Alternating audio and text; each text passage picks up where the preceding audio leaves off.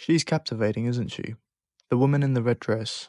She catches your eye, pulls you in, and before you know it, you've lost sight of where you were going. She's not real, she's a distraction. Have you ever broken a promise to yourself? The kind you swore you'd keep but didn't. Maybe it's why you're stuck.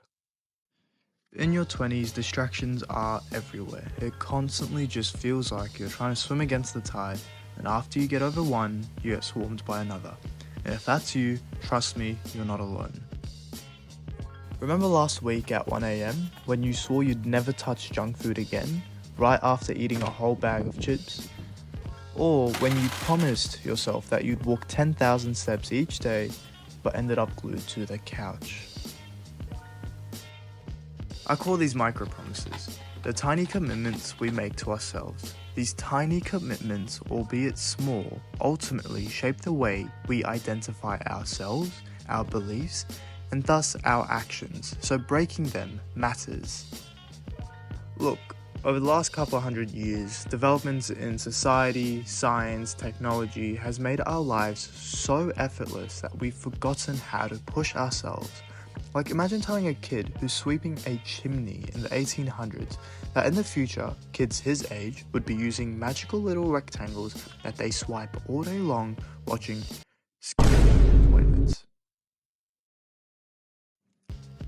These advancements, although great, have allowed us to engineer our lives to be the most comfortable and to complete tasks with the least effort possible. And that's why your mind deludes you into thinking that it's okay not to commit to the micro promise on a day you're feeling tired, weaker, or just busy. Alright, let's take a step back for a second and look at my scuff diagram. Your mind wants comfort and peace. Growth occurs outside of comfort and peace, and your goals and dreams are on the other side of that growth. Thus, instead of letting your mind control your actions, you need to flip it around in order to reach growth. That woman in the red dress doesn't only come in one form. She changes. Some days she might wear a different dress. Some days she might change her hair color. But at the end of the day, she was always and will always be a distraction. But it's not all bad news, alright? You can take control. Start small. Commit to just one promise this week. Write it down, say it out loud, and no matter what, don't break it. It can be something as small as reading a book for 1 minute a day.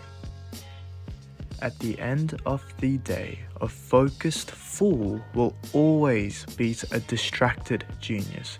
Your journey starts with each and every single promise you keep to yourself.